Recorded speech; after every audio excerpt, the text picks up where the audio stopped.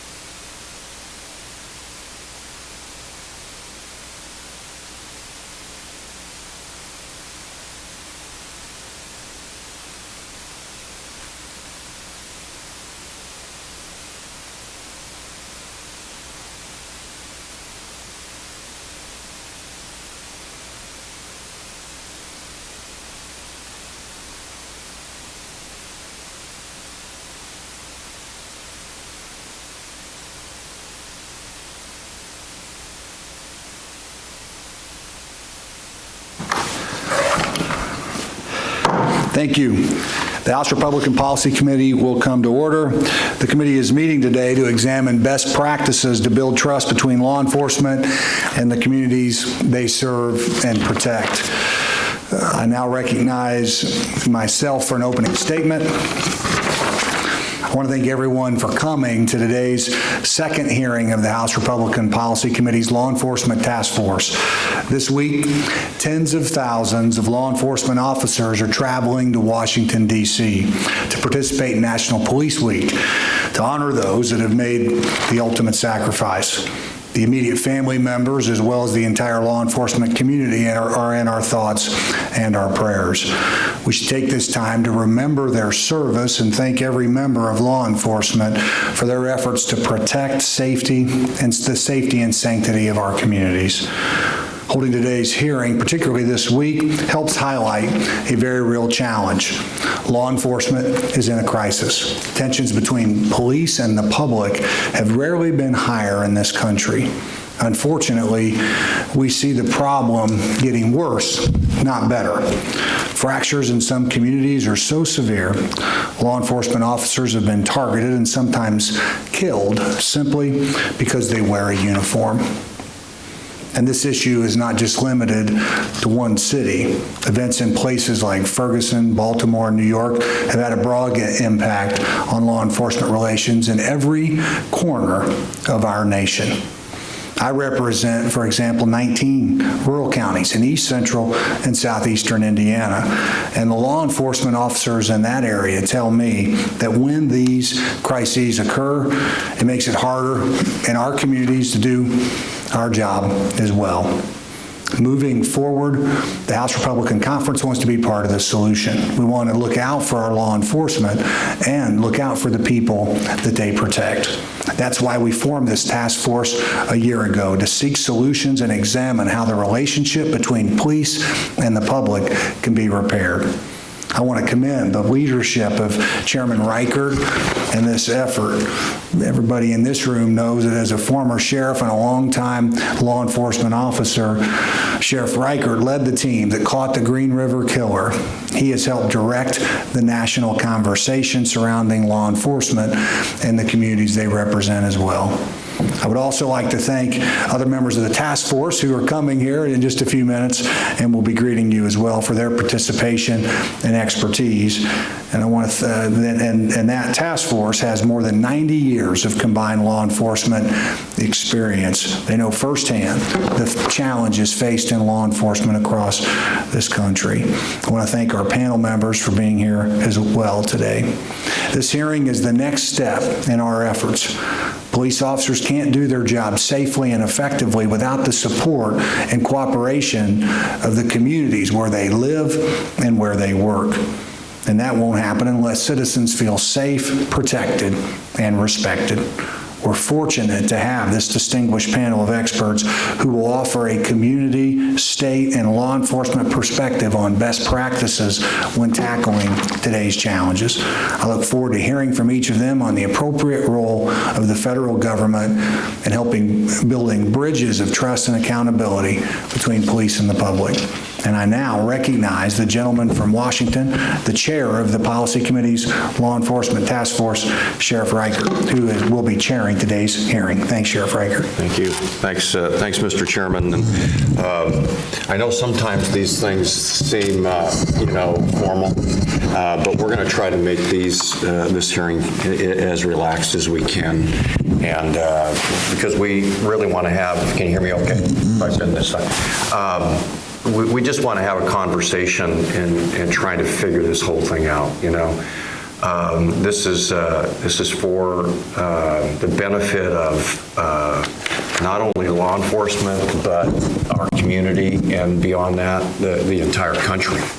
And so the words that we share today, I think, could be critical in beginning to form a dialogue. I think that's started in most communities, but that maybe we can assist in really directing and encouraging other communities to participate in. Because if we don't have that dialogue, we aren't going to make any progress. And so we need to have this discussion.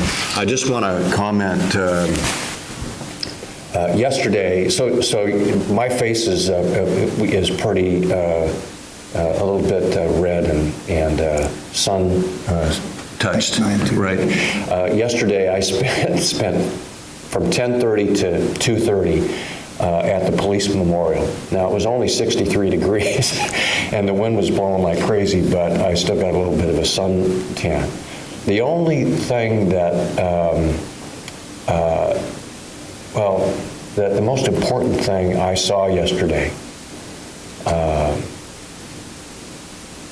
because when you have a moment, I'm not the speaker. I'm a part of the community, and I'm sitting in the audience, and there's thousands of people that come to this event, and they fill the yard of the Capitol. I call it the yard, the front yard of the Capitol, and it just sort of struck me. There were a lot of different colored uniforms there.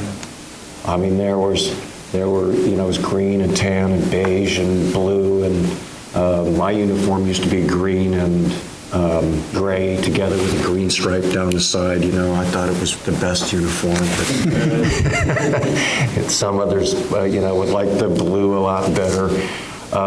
There were some black uniforms, there were honor guard uniforms, there were round hats, which I call Frisbee hats. There were, bus driver hats, and you guys know what I'm talking about. This is really interesting to see different patches from all over the place, and people trading the different patches, different colors, different designs. And there was one uniform from Minnesota that was even rose-colored, which I thought was a little bit different. I hadn't seen that before. But it not only struck me that there were different colored uniforms, you know where I'm going with this, but there were different colored people. And they weren't separated. They were sitting together. We had African American officers carrying Caucasian babies, and Caucasian officers carrying little black babies, and Asian and Latino and Polynesian. I mean, you name the ethnic background. They were all mixed together in the front yard of the Capitol, all different colors, all different colored uniforms, all different colored skin. My skin's even different color than was it yesterday morning. But it just struck me that we had people escorting, Caucasian officers and African American families, and then you saw mixed families together. I mean, they were all different ethnic backgrounds together. They were there for one purpose, together in that front yard of the Capitol.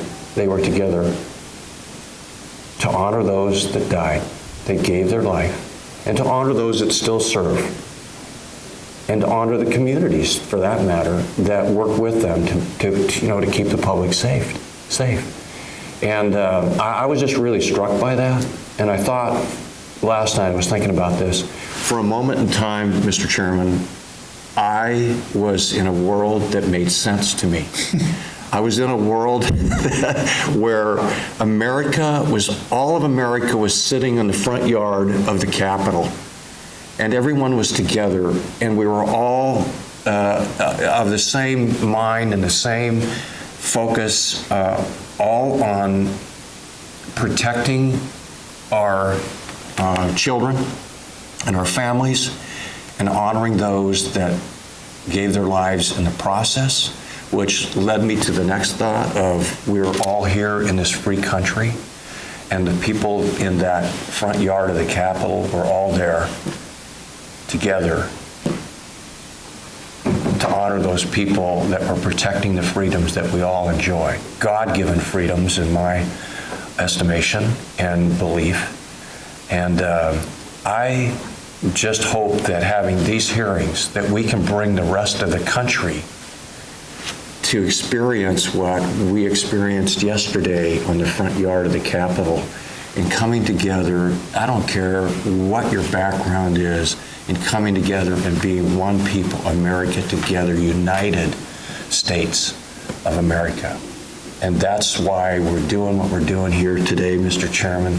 That's why we've asked the three of you to be here to testify and to share some of your thoughts. And I'm just so pleased to see that we have a good group of folks in the audience today to be a part of this too, and listen to the testimony. So, you know, that my staff wrote out this opening statement for me, and I totally didn't go by any of it. So they're going to be upset with me. So we're joined by Susan Brooks, and yeah, that's a low chair, so you might want to switch over. I decided I couldn't be a chair engineer. Sorry. And Let's slide that all the way down There you go. in case the next person. Does that make sense to everybody, what I was, yeah, I think I saw some heads nodding. Susan, would you be ready to do a quick statement, or Have you did you all want? Yeah, we did, if you want. Sure. I don't want Happy to to. put you on the spot right away, but go ahead. Good afternoon, everyone. Wonderful to be here. I want to thank Sheriff Reichert for leading this important task force and for his dedication to law enforcement in Congress. He rarely goes to the microphone without speaking about law enforcement and the incredible work that's done in our communities day in and day out. And I think it's really timely to have this hearing because of it being National Police Week.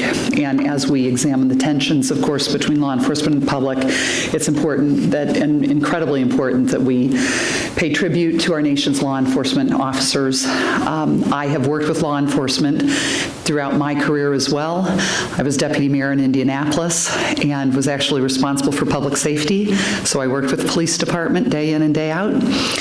Worked with the community as well, and worked on issues involving race relations, issues involving a lot of the crime issues affecting and impacting the city of Indianapolis in the late 90s when the city was experiencing its highest homicide rate. And those are not easy discussions often to have and try and come up with solutions for communities. And it is not, and has never been my view, that it is law enforcement alone that solves these problems. We started a faith-based office in the city of Indianapolis during that time, and we were a huge weed and seed community from the 90s when weed and seed was so very strong, which was all about weeding out crime and seeding in hope, economic development, jobs. Then was the U.S. Attorney, was a federal prosecutor, and obviously worked with law enforcement day in and day out, federal, state, and local, and was after 9/11. And so then, really, our communities came together like we had never seen after 9/11. So I know that police officers are an integral part of our communities and our neighborhoods, and I know that they work day in and day out, whether it's in big cities or small towns or in our rural communities. I have to tell you that I have seen day in and day out the challenges, though, that law enforcement face, and I would say that from talking with law enforcement, particularly in Indianapolis, there has been a change in that they have seen a lot more violence being focused at them as police officers, and I think we have to dig deep, and that's part of why I was pleased to join this task force, was to try to find out what is happening in our communities. Why is it that police officers are being shot at more now than at any time before? What is happening in our communities? Have we moved too far away from strong community policing? Do we have the relationships with the communities that we've had in the past that have brought peace to our communities? Are we educating and outreaching with young people, with children, as well as young people and people in our neighborhoods? What are we doing to strengthen that bond between our communities and between law enforcement? So I'm really pleased that as we remember the fallen officers, and we had a fallen officer from Howard County, Deputy Coons, who was just serving a warrant after his shift had ended even.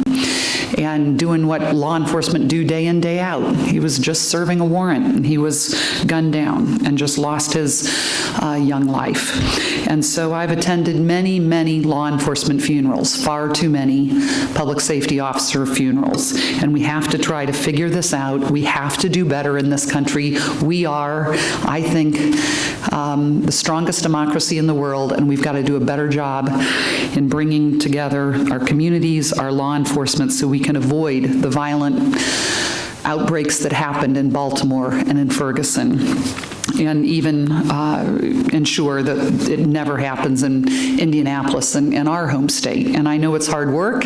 We want to hear from the best and the people who have been at the forefront with those ideas, and really pleased to learn from you, and we want to support law enforcement, and pleased that community members are here to support law enforcement, because I think at the end of the day, it's when we hold hands, when we pray around those crime scenes and after violent crimes, that we can make a difference.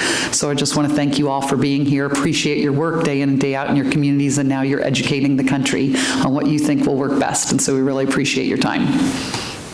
Thank you, Mr. Brooks. And I just want to pause for a moment, too, and thank both Mrs. Brooks and the chairman for their support. When I came to the chairman with this idea, he didn't hesitate to say, yes, we need to do something, and we pulled a team together, and as the chairman said, has 90 years of law enforcement experience from the street.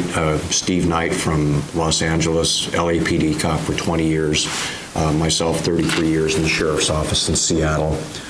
We have another career law enforcement member, Sheriff Nugent from Florida, 35 years. I think he came from Chicago area as a police officer and then down to Florida. And you'll meet some of the members as they're flying in. They'll pop in, but I just wanted to thank both of you for your dedication and support of this effort in bringing these key witnesses here and continuing this discussion. We're really fortunate to have three distinguished panel members today. First, Lieutenant Colonel Melvin Russell, who's the chief of the Community Partnership Division with the Baltimore Police Department, joining Baltimore PD as a cadet in 1979.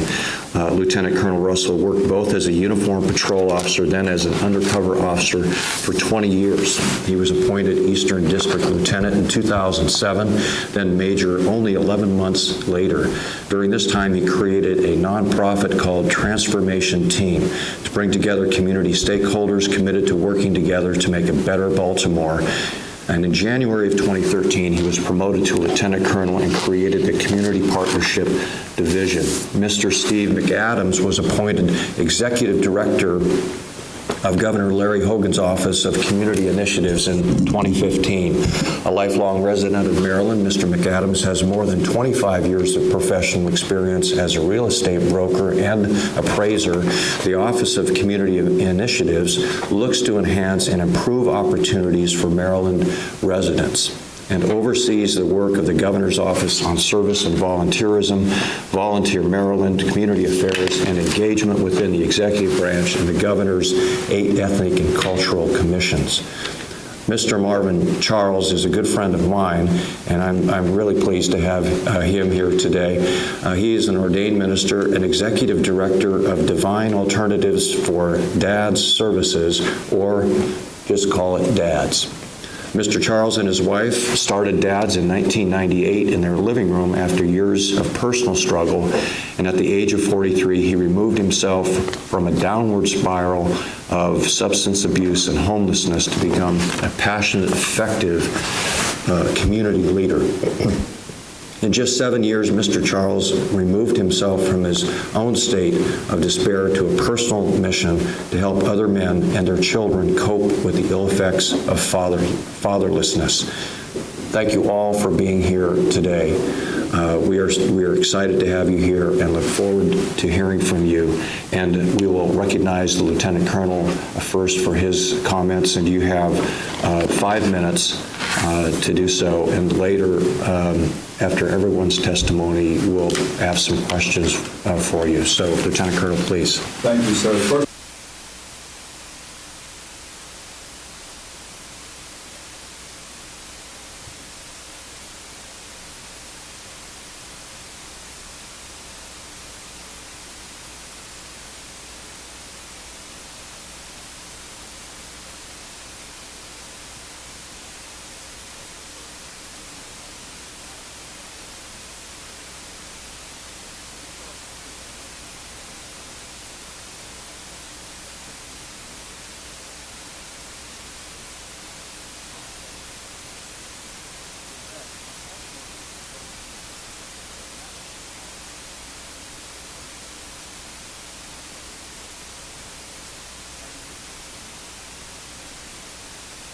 Let me start. No, I'm not going to start over.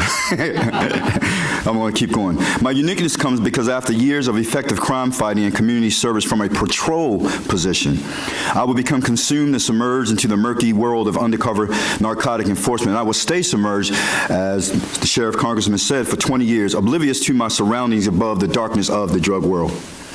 It was after I reemerged through seemingly a time warp for me into a social, economical, and spiritual present-day culture that my eyes were opened to a stark contrast of what communities and those who made it up looked like 20 years prior. Police were disconnected now when I reemerged, and no longer part of the communities, but simply occupiers. Communities had lost their ability to socialize with themselves as fear and self-survival seemed to be today's norm. The youth, to me, were likened as cubs, just lost in the jungle, fending for themselves as the village elders, if you will, were absent far too often. Even the churches, in my humble opinion, seem to have shifted. They had disengaged themselves from community and had transformed from being community to commuter churches. The city, Baltimore, and I'm finding this across the nation in so many places, the city was cloaked in trauma and everyone was left to coexist with trauma, and they were doing it in a very poor fashion, even though police was coexisting with trauma and really didn't know how to coexist with it. So I saw my task a simple and yet daunting one. 5 things. I saw my task was to tear down walls and silos that were not there 20 years before. Restore the relational equity within communities between all parties, because it was no longer existent. To get the police to listen to its community concerns and needs compassionately with empathy, because that too was no longer seemingly apparent. To partner and service all needs of the community and the police holistically and do it together. And finally, to teach and watch how collaborative engagement, presence, and engaged presence produce reduction. The result simply, it works. Because I had the opportunity to do that from 2008 to 2012 and saw a 40-year low doing just that, taking care of the needs of my community and my police officers from a holistic standpoint, and just knew that the crime would take care of itself, and it absolutely worked. Relationships have been and continue to be restored in Baltimore. Yes, we have a long road to travel, a long road ahead, but that road is being built and is being well traveled. And I believe it's to our advantage to work diligently towards unity and justice for all, and to do so in the spirit of love and kindness, something too often I'm finding today that's foreign to police officers as opposed to when I first started policing. But to do it in love and kindness, if we are to experience the greatest blessings of life and equality for all. As I close, it was once quoted, if we ever forget that we are one nation under God, then we will be one nation gone under. And I had a dubious pleasure of voting for him as the second president of these United States, my second president, being of age to vote, and that was Ronald Reagan. A nation indivisible, for a house divided against itself, it cannot and never will stand. Indivisible with liberty and justice for all. I believe law enforcement, communities, and everything that makes up the communities in law enforcement have to come back together again. I heard you say, Congresswoman Brooks, that what is it that we've lost in law enforcement? Why are people angry with us? Because today we seem to be too much put emphasis on being protectors of our communities and not enough emphasis on service. We have gotten out of balance, as everything has in our communities, from the church to the police to the community itself. Even to businesses, we have all gotten out of balance, and we have to get back to a place where we're developing relational equity with one another. Thank you for your time. That was pretty quick, Lieutenant Colonel. 5 minutes, sir. That was very good. Thanks for your insight. Mr. McAdams is recognized. Good afternoon, Chairman Messer, Chairman Reichert, and members of the Madam. I'm Steve McAdams. I'm the Executive Director of Governor's Office of Community Initiatives. Thank you for the opportunity for today to discuss the state's perspective. The Governor's Office of Community Initiatives oversees Governor's Office of Service and Volunteerism, Volunteer Maryland, Community Affairs Engagement, Faith-Based Outreach, and the Governor's 8 Ethnic and Cultural Commissions. We enhance and improve opportunity for Maryland residents. It was through this office a year ago we were able to help calm the civil unrest occurring in Baltimore and provide resources and services to those Marylanders affected. We leveraged our relationships with community leaders, the faith-based community, our ethnic commission, and our volunteers. We coordinated with several Maryland state offices and agencies, such as Department of Labor, Licensing and Regulation, Housing and Community Development, Human Resources, Governor's Office of Minority Affairs, Department of Aging, and Department of Disabilities. Acting as a facilitator, our office identified where the issues were on the ground. Families in need of food, elderly requiring prescriptions or transportation to doctor's appointments, law enforcement in need of things like bottled water and snacks to help get them through the longer days. We coordinated resources, donations like food and water, and nearly 3,000 volunteers from across the state who had offered their time to clean up the Penn North neighborhood the morning after the riots. Those volunteers were there in the heart of the unrest at 6 a.m. in the morning. Towards the end of the week, we distributed 1,000 lunches in coordination with the Baptist Church, Southern Baptist Church Association, that were delivered to the corner of the CVS, which was all seen on TV, that had been damaged. Residents of the neighborhood, law enforcement, clergy, and our staff all enjoyed some fellowship together over lunch. While the physical resources were managed, we determined how we could help the faith-based community and the community leaders who wanted to put an end to the unrest and prevent it in the future. At the time, there were significant members of the community whose voices were not being heard. Working with almost 200 faith-based leaders, we helped plan different circles of prayer throughout the city, give them and their supporters peaceful venues for their discussions. Looking ahead, we thought how we were going to help residents of those communities and businesses recover. Through the Maryland Insurance Administration, we brought together all the insurance carriers of anyone who was affected, business or personal property-wise, and we brought together the Department of Housing and Community Development on short-term loans and cash flow to help get businesses back up and running. One of the largest groups which was affected was the Korean community. We worked closely with them and others, holding recovery workshops, business forums, and question and answer sessions. We're still working with them today. The Maryland Insurance Agency representatives from my office met recently with the Korean Society of Maryland to discuss outreach plans for education to the Korean community and insurance-related issues. Our office is working to change the mindset and values of those communities by introducing opportunities for economic growth. Bell Nurseries, Home Depot, and the Anne Arundel Muslim Council all have participated in joint funding to bring more resources like computers and fresh fruit gardens to the community centers.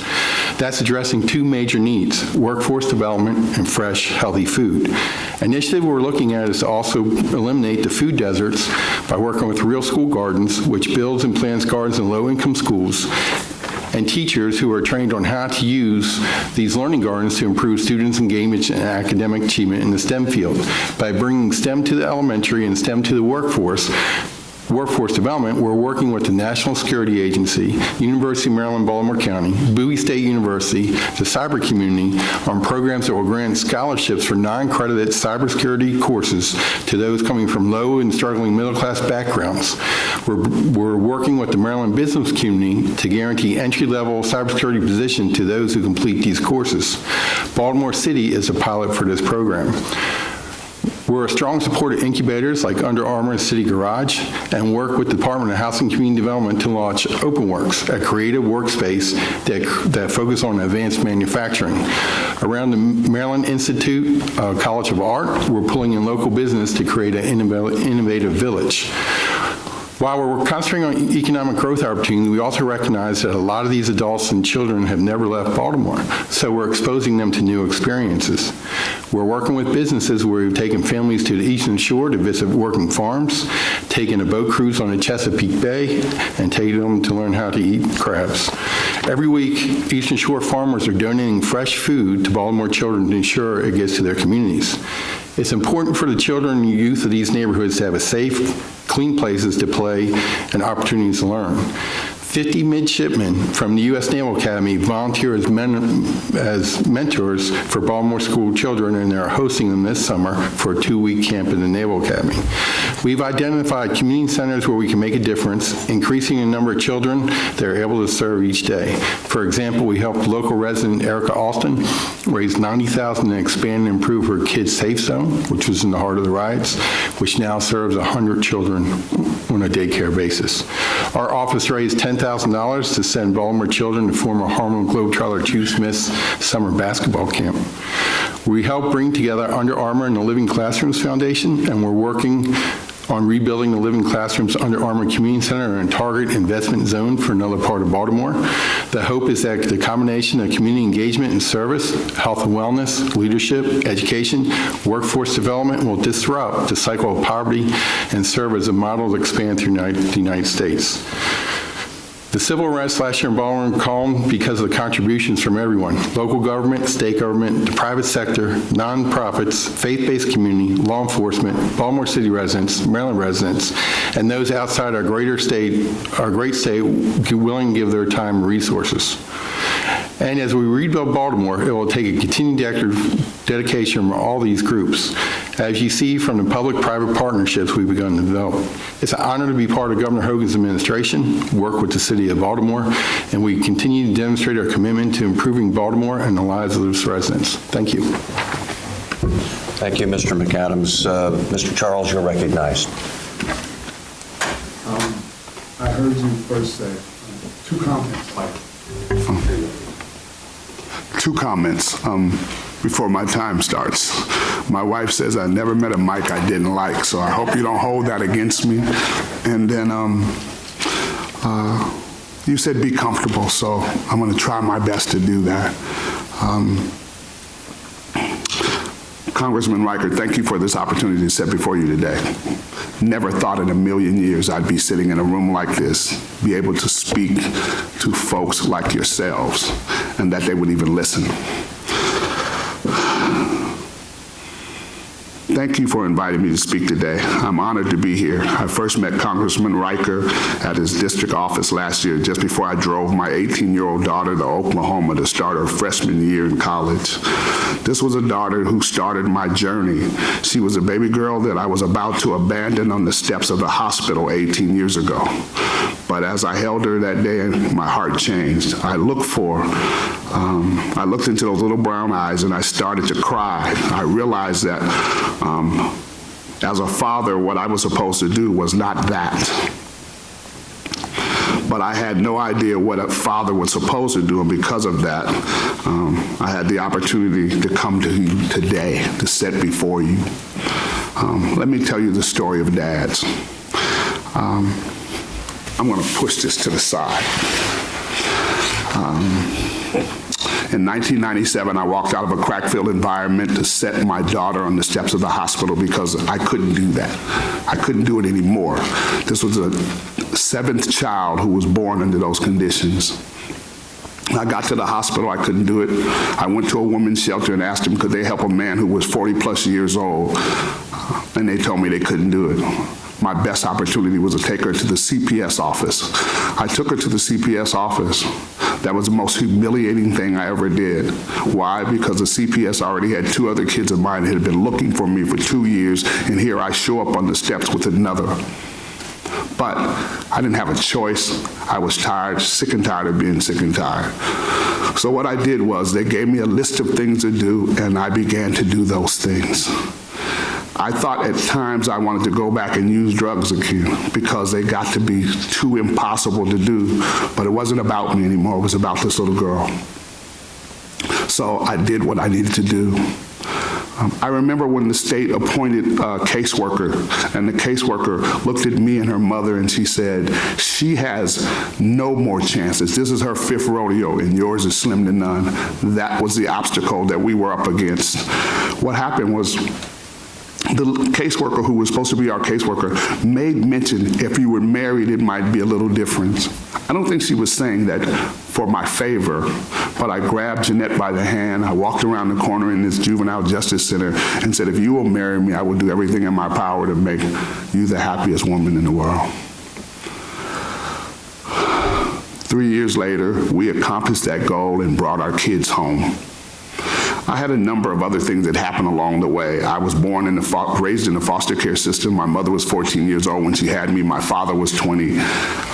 And 45 years later, I reunited with my mother who was just living down the street from me.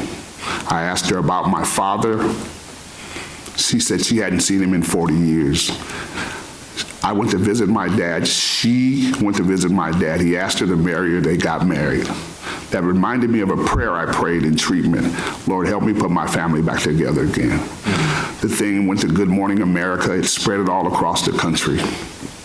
After the dust settled, my wife and I sat down in our living room, a little small living room we had, and said, how can we take what we've learned? There are people we got high with, we did crime with, we did time with. How could we take what we've learned and help them? Why am I telling you this? Because I believe the problem in America today is not crime, not drugs and alcohol. It's fatherlessness. Fatherlessness is a $100 billion problem in this country. So we started this little organization. We call ourselves System Navigators. What we do is take people like ourselves who come off the streets, come out of prison, come off drugs and alcohol, and we try to help them navigate these systems that they don't understand. One big one is the child support system. And we don't tell them to run from child support. What we do is we understand the system enough. Our first client owed $133,000 in child support. He'd been to prison twice.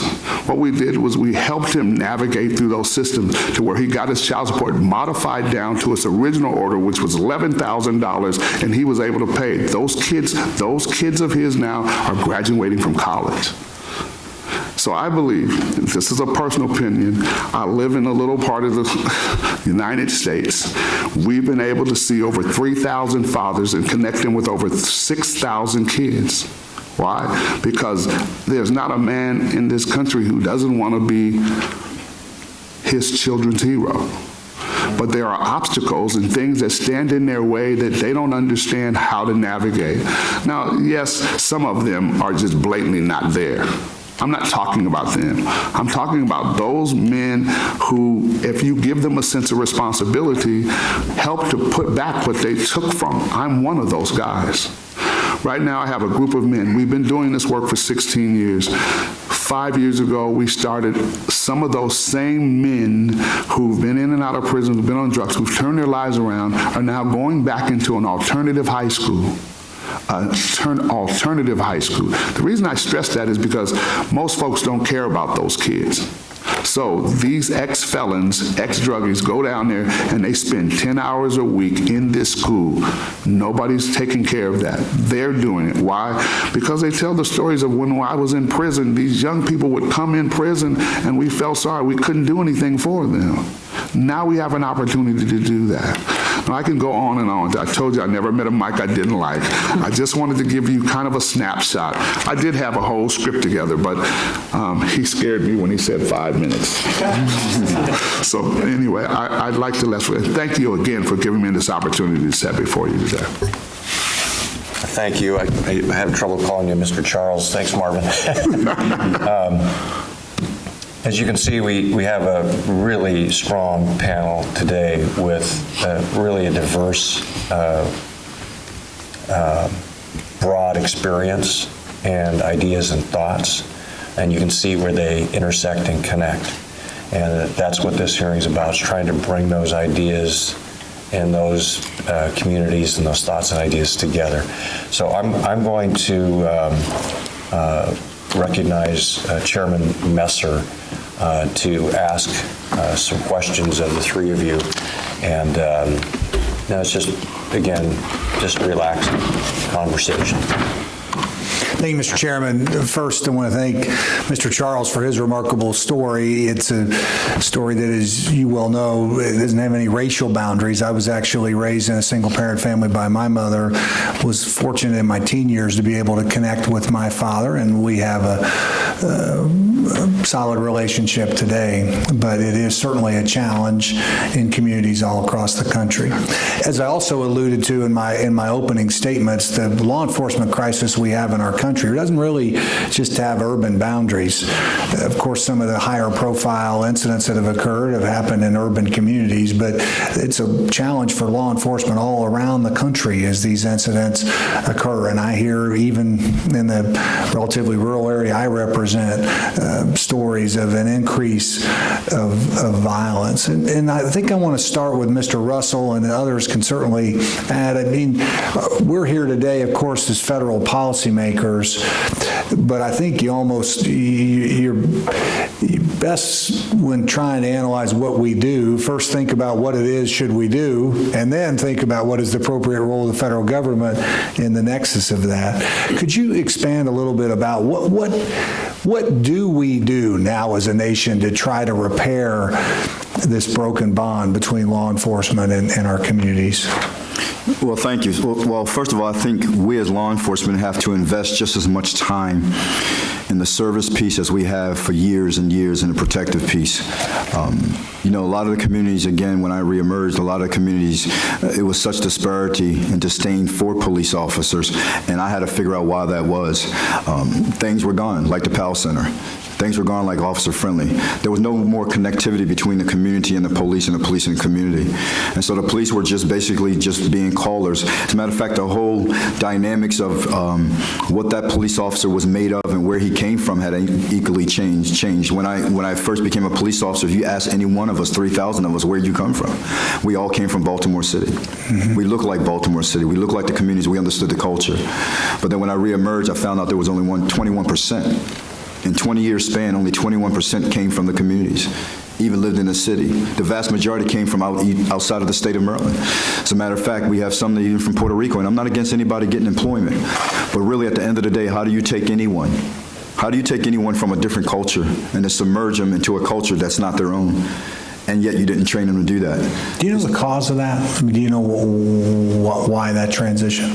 There's no good reason as far as I'm concerned. Okay. I don't want to get into the corruptive piece. I don't want to get into all that. But as far as I'm concerned, there is no real good piece. There's no real reason behind that. I think it does take some divulging and looking into deeper because I don't think it needs to be that way. As a matter of fact, the reason I feel so strongly about that, I reinstituted the Officer Friendly program because I remember Officer Friendly. I took something called the Explorers, and Sheriff, you know what the Explorers are, Boy Scouts for Police, basically. And so we didn't invest time into those young people. As a matter of fact, the last Explorer who was an Baltimore City Explorer that transitioned and became a Baltimore City police officer was like 1997. It's like a 20-year span almost. So what happened along that breach? And a lot of these kids I knew who wanted to absolutely become police officers, but something was broken along the way. And so we picked up that piece and we revamped that program, and now we have a Explorers program curriculum. As a matter of fact, some good people behind me, part of my team's behind me, and one of them runs that Explorers program for me. It's a curriculum that's in school. It is a pipeline because we want to change the narrative. Instead of being the pipeline from the school to the prison pipeline, we want to make it the school to the police, law enforcement, to attorneys, to doctors, to good citizens pipeline. And so we have that going on in schools because we want to reinvest in our kids, and that's what we're doing. A lot of things that we weren't doing that I was seeing when I was a patrolman, they were no longer happening. We were playing ball with the kids in the street, but we had become so disingenuous and so disengaged, even the way we were talking to police or to our kids. One of the things that shocked me the most, and so this is all going back to relationships. We have to get back to building relationships. I don't know why we ever got away from it. But one of the things that shocked me when I first reemerged after 20 years back in uniform, kind of proud to be wearing the uniform again because I really didn't want to be a police anymore. But anyway, here I am back again, and as soon as I cut a corner and some kids come to me, these are high school kids, and to the top of their lungs they're screaming, I hate the explicit language police officers. Not police officers, but police. I hate cops. I hate cops. And I couldn't understand what that was. But I did some exploring and realized that sometimes our behavior towards our youth, our citizens, our community, it probably wasn't as professional as it should have been. Mm-hmm. And so there was breach on both sides of the fence. I never point the finger at any one entity. I think it's all of our fault. I think we all dropped the ball. And so I think if we're going to get back in line with things the way they used to be, because everything old is not bad. I love technology. We can't live without technology. We're not going back. But I do think that technology came at a cost. I believe it came at a cost of social skill set. I tell this story and I'll say it real quick. My wife and I, my beautiful wife, she's back there somewhere. There she is, probably the most beautiful woman in here. I don't mean no disrespect. But anyway, my beautiful wife and I, we have a blended family of 8 kids. And so two of our oldest kids are still home. They're both in college, and they're 18-year-olds. His first week of college, and I don't think she even knows this. He came to me and said, Pops, can you teach me how to say hi? Now, here's a guy who's an all-star athlete. All-star in football, all-star wrestler, lacrosse, and he's asking me, how do I say hi? Pops, you just do it so easily. You talk to everybody. But I'm walking around this big campus, and I can't even say hi. How do you do that? Technology. I watch our young people, the way they communicate. They've never had that skill set. You know, you and I, when we grew up, we were outside playing. It was face-to-face. It was contact. I can remember just a few years ago, and I'll probably end on this, maybe not. A few years ago, I'm watching our 2 oldest boys in the house talking to each other, but I thought they were talking to somebody else because they were on their iPhones. But it wasn't until I seen my youngest one, the one that just started college, reach over and slap. He slaps his big brother, and he starts laughing and saying, "Man, you crazy." And I'm realizing they're talking to each other through the stinking iPhone. And they're sitting right next to each other.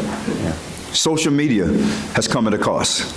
It has come at a cost. And I say that because Baltimore Police Department, I'm not sure what the statistic is across the nation, but the average age of the Baltimore City police officer is 26 and a half years old. I'm an old dinosaur today.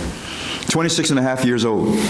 And they come from that same pool, that millennium pool that we're pulling from. And we as police officers, we in administration, education and training component, we never seen it hit us. We never thought we would have to teach our young police officers how to be social creatures, how to get out of the car and just say hello to people. And I'm so grateful today that our police commissioner, I love him to life, Police Commissioner Kevin Davis, one of the things he's instituted is a foot patrol. It sounds stupid to me, but it makes sense. A foot patrol curriculum. Who would ever think you had to teach cops, young cops, how to get out of their cars and walk foot and say hi to people? But that's the crisis we're in now. We like locking up bad guys. We're good protectors, but we're so out of balance now. We're so out of balance, and we have to get back in balance with that servitude piece, and we don't know how to serve. And so my mission today in my department is to help our police department and all the young police, and even some of the older ones who have kind of gotten warped in their sense of thinking, to teach them how to get back to service. Because we need them both. We got to protect, and we absolutely got to serve. And so if we're going to get back, we got to be really open-minded about this and really have empathy and compassion for our communities. Because at the end of the day, when we lock arms with each other, when we really lock arms with each other, we'll get those relationships back. The crime will take care of itself. It will drop. But if we're not talking to each other and it's just us versus them, we'll keep getting more of what we have. Yeah, just with Ms. Brooks. So the next questioner. Yep. Mrs. Brooks, you're recognized. Thank you. Thank you.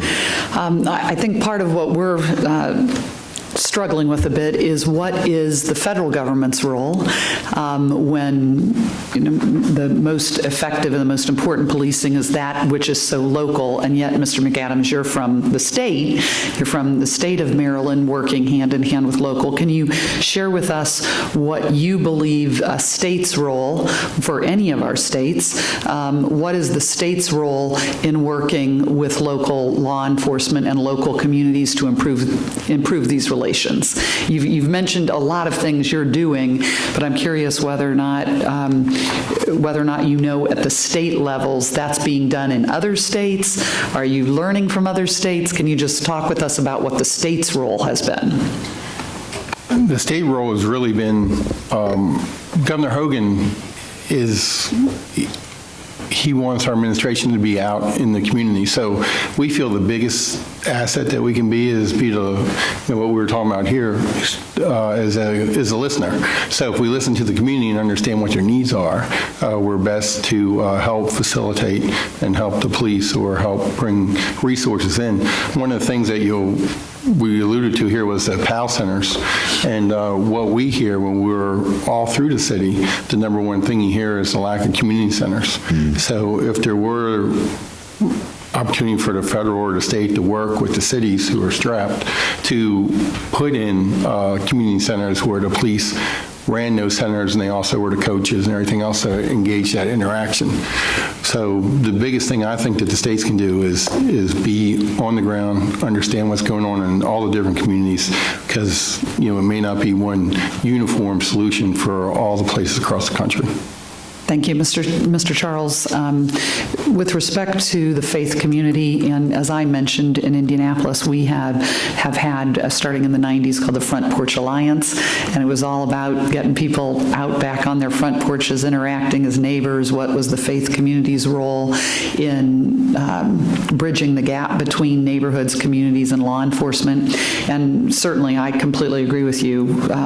We need to strengthen the role of fathers in this country. but can you talk more specifically about the faith community's role that you've seen and the communities you've dealt with, and how do we engage? Because I think Colonel Russell has said that, we've seen kind of the churches have now, a lot of really strong churches have become more commuter churches rather than resident-based churches, and I'm curious what your thoughts are about that. So we have a storefront office on Rainer Avenue, which is in the heart of the urban core in Seattle. And about 12 years ago, a Caucasian gentleman came to me and said, how about we just do a little Bible study in your office? That was 12 years ago. This man stood in my living room and looked me in my eyes and said, "You are my beloved son in whom I'm well pleased." And I said, "Why did you do that?" And he said, "Because you've never been validated." And he was absolutely right. What that made me do was turn around to my two sons, 13 and 14 years old, and said, I don't want them to spend 40 years not being validated, so I validated them. But that man interested me. His thoughts, his things. He had something I didn't have. He wasn't my color, but he still had some things I didn't. So I began to walk this journey out with him. So we started about 2006, a little Bible study in our office. This Bible study today, that was 7 guys we started. In fact, there were 7 black guys and 1 white guy, and the brothers said, "What is the white guy doing here?" But today that Bible study has 35 men in it, and I call the Bible study Park Bench to Park Avenue because there are men from every, I have a Vietnamese man, I have Hispanic brothers, I have white, I have black, and all we do is sit in this room for 2 hours, crack open the Bible, read the Word. And what we find that there's people coming cross lines because we're not here to tell you what you should believe in. We just walk this journey out together. And then in the process of that, we talk about those current issues of what is fatherlessness to you? Was your father there? Was he not there? Now, again, this has been just in our little corner of the world. It hasn't caught on like I'd like it to catch on, but it's been pretty relevant. We have a 90-year-old man who comes to this. He's been married for 70 years. We asked him, how did you do it? You should have seen these folks leaning in to listen to how he did it. He said, I just tell my wife I love her every day. I started telling my wife I love her every day, and I found out one thing. It's hard to get mad with her when I tell her I love her, right? It's been those little things that have been galvanizing some stuff. May I? I have to quote some country music lyrics. Some of my favorite country music lyrics about a guy that lost his wife to another man, and he's sort of wondering why. And essentially the lyrics are, he tells her he loves her and says that he needs her. Why didn't I think of that? Wow. Wow. Yeah. I was wondering if I could just piggyback off of that what Pastor Marvin talked about. What I'm sensing in Baltimore, not sensing, but absolutely knowing that's a factual, our community members, especially in the most impoverished areas, they don't want anything to do with the churches. Right. They feel like the churches have abandoned them. Right. And so one of the things that we started to do is just begin to beseech, beg our churches to get out of their silos, break down those 4 walls and reconnect. Because again, stop being such a community church, reconnect to be that community church, that church that, you know, you didn't have to call the police when 20 years ago. If Keisha was getting her, behind kicked in the corner, or there was a crack house, the fellows at the church took care of that, right? And you don't see that anymore. We're so disengaged. And I'm talking to myself too, because I am clergy, as well as I wear a couple of hats. And so one of the things we were compelled to do was just get in the church's face, and they couldn't tell me anything different because I speak their language, so that kind of made it neat. Plus, I carry a gun, so that made it real neat. But at the end of the day, we thought of 3 strategies, and one was, listen, of course, churches, they have to pray. That's what the churches are there for. So, yeah, we're building prayer altars, and I'm not belittling that. We're building prayer altars across the city, but strategic prayer altars in silos. Not in silos, but in spheres of influence. So whether that be a media center, I'm going to put one in police headquarters, the school board administration is going to get one, and we've got them all over colleges. We've got them in strategic places where they pray pray for leadership and pray for people in different, they have assignments. But the other thing is to get those churches to come out and fellowship with not only the community but themselves. You know, I worked in a district at one time where I had 4 churches in one block. Baltimore City almost has 2,000 faith-based institutions. And one block 4, but at the same time, it was nothing but murder and mayhem in that block. Right? There was drug dealings. There was one time where the people respected the church. They stopped cursing when they walked past the church.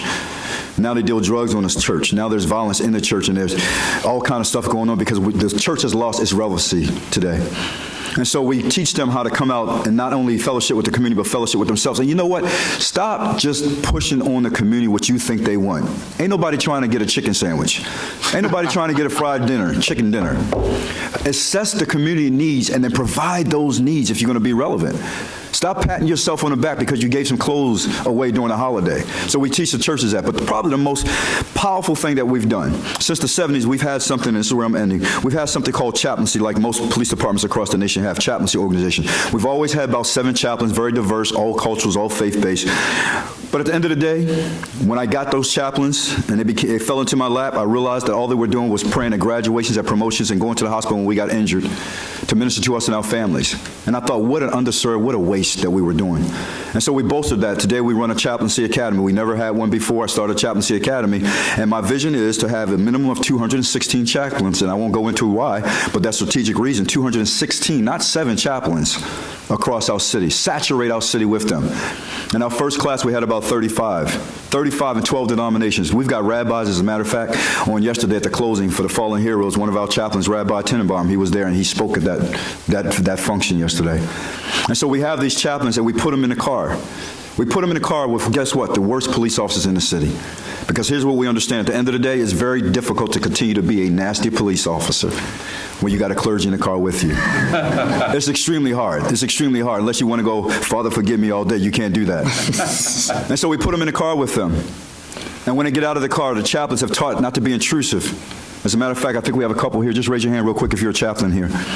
We have chaplains, and we're up to about 100 right now. And these chaplains get in the car, and they make themselves available. They don't intrude. They're not there to pray for them or any of those things. Just make themselves available. But something unique has happened. You know, Sheriff, that as law enforcement officers, we are very proud individuals. Sometimes we don't even tell our spouses everything. Sometimes we don't even tell our partners everything, the most deepest, darkest secrets. But what we have found is these chaplains have become that place. Even though they're hated in the beginning, by the day's end or a couple, depending on how tough of a cop you are, in a week or so, you're opening up to that chaplain, and we're watching marriages get healed. We're watching families become whole, finances, because they're counseling them. See, we have traumatized police officers just like the community. And how can you really deliver a great service? How can you give away something as a peace officer if you don't possess it yourself? I'm talking about simple peace. And so we restore that peace in them through these chaplains. But they're not just chaplains for the police department. And they know that. They're chaplains for the city. They're chaplains for the community. And they help the community to also heal. And then they also bridge the gap between both of them. We're seeing tremendous miracles being birthed in Baltimore City because of these chaplains. And by year's end, I'm believing that we'll have 216. And you just give us a little while, and you'll watch Baltimore go upside right. Because the churches are finally starting to understand, the synagogues, our Jewish friends, our brothers, and our Muslims, because we have no respect of person. And they're doing a tremendous, tremendous job. So I think that's how we, as faith-based, can help a little bit more. Well, thank you. I'm not a pastor, but my grandfather was, so close enough. By default, yes, sir. And my other grandfather was a town marshal, so I got the mix of Good mixture. There you go. I really appreciate everything that the three of you have shared. And a lot of things, of course, have struck me personally in my deal with. And in my case, you know, I collected 125, 130 bodies of young women during the Green River Yes, sir. serial murder case. I was stabbed in 1973 at a domestic violence, had my throat slit with a butcher knife. You know, and all of us could tell stories, but just to give you an idea, the three of us and the others on the panel that couldn't make it, that are still flying, you know, we're human beings. We might be sitting in these chairs, but we're no different than anyone sitting in this room. We just have different titles, and God has given us a different calling and a different job to do. And one of the things that I think you've all hit on the right note here is, drugs and alcohol are a symptom of what's going on. And what do we do to keep people from experiencing that level of life, where that experience in life of drugs and alcohol and divorce and those things. And then we start talking about social, right, and faith-based solutions. Sometimes that's not politically correct. And now you get to the point then was who has the courage to stand up and say, here are the real solutions to today's problems. And whether that be in Mr. Charles' case, starting his own prayer group with pastors from the inner city, with inner city youth, young men, to show them the way of fatherhood, helping them to get off drugs and alcohol. I was at one of those prayer meetings not too long ago, and they were wondering what I was doing there. But once we got to visit a little bit, people begin to recognize we're all after the same thing. We want our kids to grow up with a father and a mother, with love,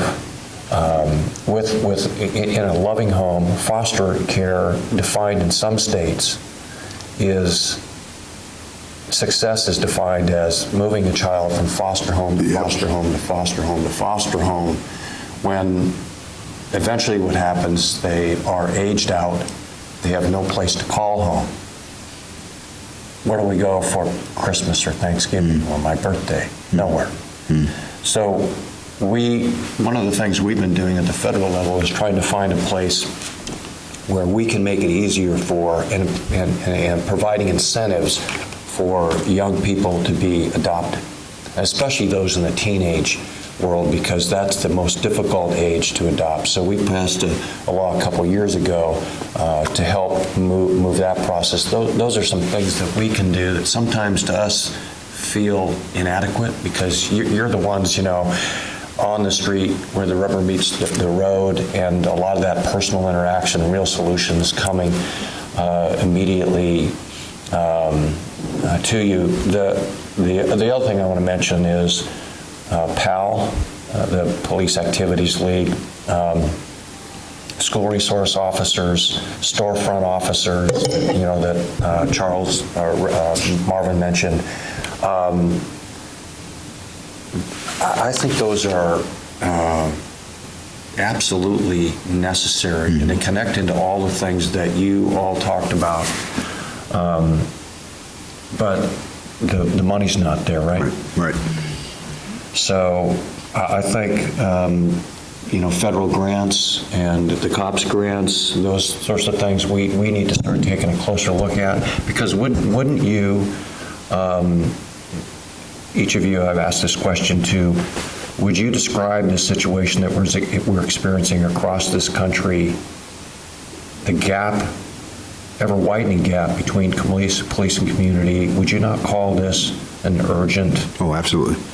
situation, that it's really, maybe you could comment on that a little bit, on what you see as the urgency behind the federal government supporting those sorts of grants to implement programs, some of the programs that you've mentioned today, and support those local, and the state would do the same thing, supporting those local efforts at the street level. Can you just talk to the critical, urgent need right now to take action? Because, Colonel, as you said, the people that we're looking to hire are the people that are not exactly tuned into that compassionate, relationship-building service mentality that we're looking for. Can the three of you comment on the urgency of this? So I guess I'll start.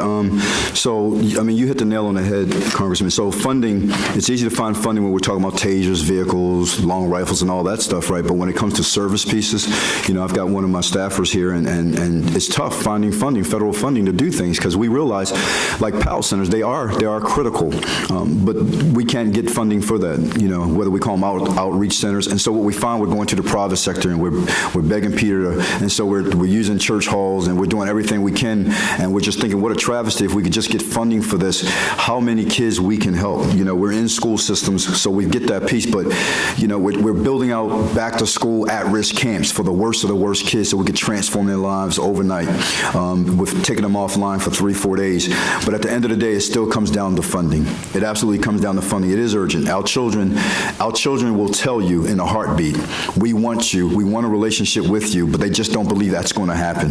They don't see that happening. So at the end of the day, yes. I mean, I think if Lynn heard, you know, I heard you say, you were talking about it, and I'm sure Lynn, one of my staffers, and Matt sitting here, when you said we're trying to figure out ways to adopt teenagers so they can finally get into a home, I'm sure they were thinking like I was thinking, how can we wrap that into what we're doing just so we can get funding and make sure that thing happens so we can wrap that into other things that we're doing for our youth, because our youth are so important to us. Everybody say that our youth are our future. I don't believe that. I believe our youth are our right now, because it's urgent. And if we think about the future, that means we could put some things off. We could think about it tomorrow. But I think we need to be thinking about that yesterday.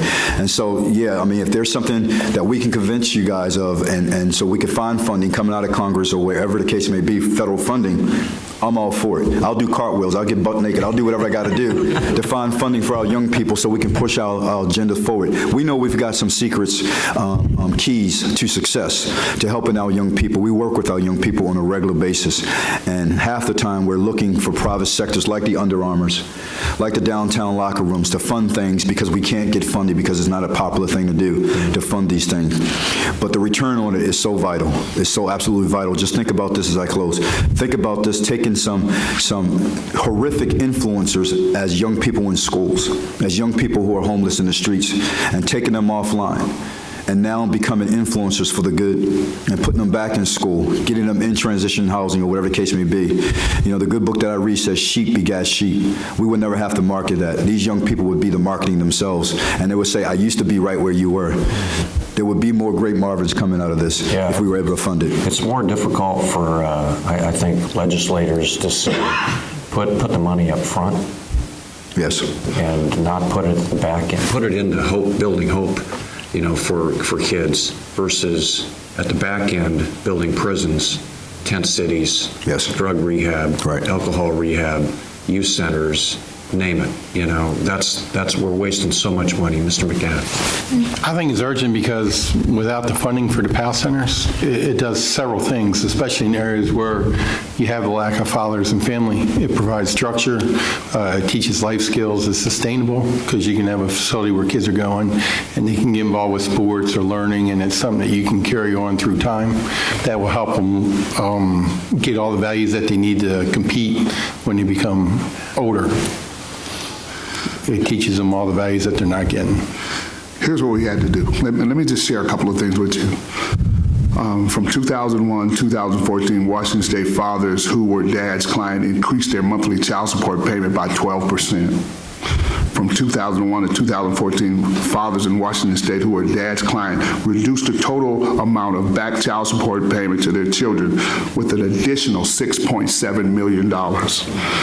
During the fiscal year of 2012 to 2013, the state of Washington child support said that dad's client paid, saved the state of Washington $1.24 million in child support, TANF, Medicaid. Here's what we had to do. We knew that if there was going to be anything around funding, then we needed to go out and do the work first. Prove that the work would be fundable. Yeah. That was the avenue that we decided we needed to take. We have a meeting with the head of child support in the state of Washington. I have a former ACF federal child support worker who is now he retired in December, and now working in our office because his job is to find out where can we find the funding. Now, in the meantime, what we've been able to do is go to the community. And the community are looking at these numbers and said, yeah, we want to provide funding for you. it's not that it's impossible. Now, it's not millions and millions, the federal government has that, but we figure like this: if our community is funding this, those same community members are taxpayers. Sooner or later, somebody's going to raise their voice, and the federal government's going to come around. That's the strategy we decide to take in this. God told me 3 things. Don't go looking for anything, because what you need, I'll bring it to your door. Don't charge anybody anything for your services. That's right. And what I give you, give it away. There you go. And for 16 years, we've been doing just that. Perfect. Well, thank all 3 of you for being here today. I think this is just powerful testimony and very useful to us. I want to just make a quick closing statement related to everything that's been said. I really identify with the service aspect of police and community. In fact, when I became the sheriff in 1997, the core values, as Marvin knows, that we have, that we made in 1997 are still the core values of the sheriff's office today. And they're the core values that our offices work under here in Congress and back in the district, and that's leadership, integrity, service, and teamwork.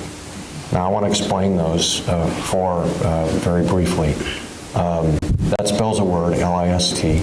And I had to do that because cops don't remember anything. Keep it, am I right? Yes, you keep are. it simple. That was good for me too, as the sheriff. I had to keep it simple. I tried to come up with core values that spelled donut, but that didn't work out so well. So we came up with L-I-S-T.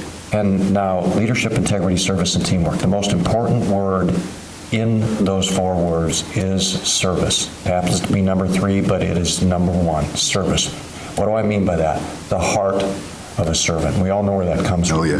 The heart of a servant. Amen. That's what we have to teach our police. When I was the sheriff, I tried to hire people who I thought had the heart of a servant.